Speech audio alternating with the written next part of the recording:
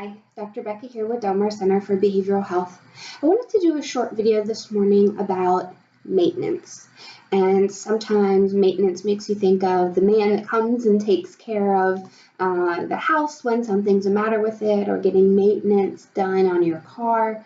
And really, maintenance, when we're talking about skill acquisition, is very similar. So when you get a new skill, we want to maintain it, right? We want to make sure that the skill doesn't go away. So when the maintenance man comes to fix the air conditioner, especially here in North Carolina, we want to be sure that it's still going to work, that it's not going to stop working when the maintenance man leaves, because you could melt.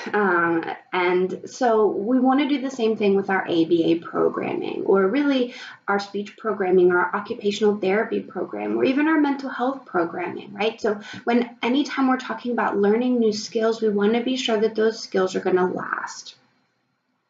And maintenance is a way to do that, and it's done intentionally. Some disciplines or some sort of training programs do what we often call train and hope, right? So we teach something new, and then you kind of just hope it sticks. But the great thing about behavior analysis is that we have this fantastic science that helps us make sure that the behaviors stick.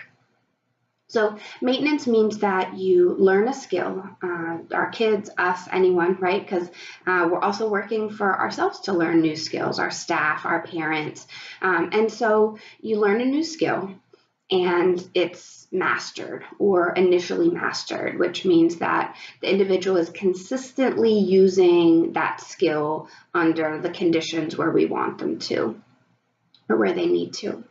And maintenance, you don't just stop taking data after the individual has the skill mastered. We take maintenance data. So maybe instead of every session or multiple times per session or every day, we are continuing to check in on that skill. Maybe it's weekly, maybe it's monthly, maybe every couple months, and to make sure that the skill is still being displayed when needed. And that's how we make sure that maintenance is occurring or has occurred, right? That the individual still has the behavior, they haven't lost it. We do this for a couple of reasons. One, if we spend the time working on a skill, it's because it's important. And by important, we mean socially valid, which means that it's important for that individual's life and their environment and context. We also then want to be sure that they keep it. And so continuing to check in on that behavior, continuing to take data periodically lets us know if they're maintaining the skill, right? Maintenance, maintain.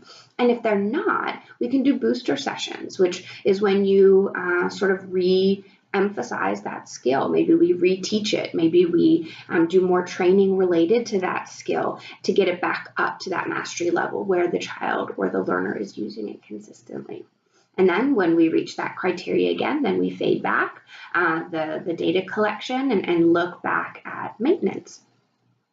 And you're probably thinking, well, how do you do that? Well, this is where that, it's a long language, but intermittent schedules of reinforcement becomes important. We have another video about schedules of reinforcement. But what it is when we're initially teaching a skill, it's hard and new. And so we reinforce it every time that the individual does that skill. So they keep doing it. But not all behaviors receive reinforcement every single time immediately. So then we start to fade that reinforcement. We maybe instead of reinforcing every time it happens, we reinforce the behavior every other, and then maybe every 5, and then maybe every 10, and then maybe on a variable schedule. So every 5, then 10, then 1, then 2. So that helps the behavior become more mastered.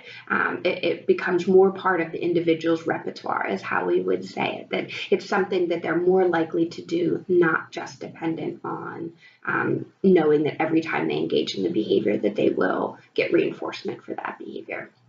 So it's called thinning that schedule of reinforcement. We're giving less frequent and less big, right, less good reinforcement. Of course, in order for it to be considered reinforcement, the individual has to like it. So it's still reinforcement, but if they love Thomas the Train, maybe we use that when we're initially teaching a behavior, and then some still preferred but not Thomas the Train stuff as they maintain that behavior. So to summarize, maintenance is important, and it's a part of all of our skill programs, and it refers to making sure, it's the way that we make sure that an individual keeps that socially valid or important behavior that they've learned. It means we're still taking data on the behavior, even if it's not every day. Maybe it's every other day, once a week, once a month. And then as the behavior, we see that the performance is maintained, we lengthen that duration between data collection.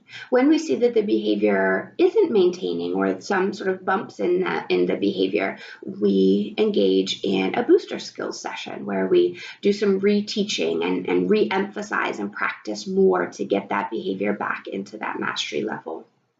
And we do this also by thinning the schedule of reinforcement. So when we're teaching the skill, we're always thinking about maintenance and generalization, which we have another video about generalization, but we thin that schedule of reinforcement so the individual's not, the behavior is not being reinforced every single time they do it, but intermittently, so every so often. That helps to cement that behavior into the learner's repertoire. Again, I'm Dr. Becca with Del Mar Center for Behavioral Health. This is a short video on maintenance, and I hope you have a great rest of your day.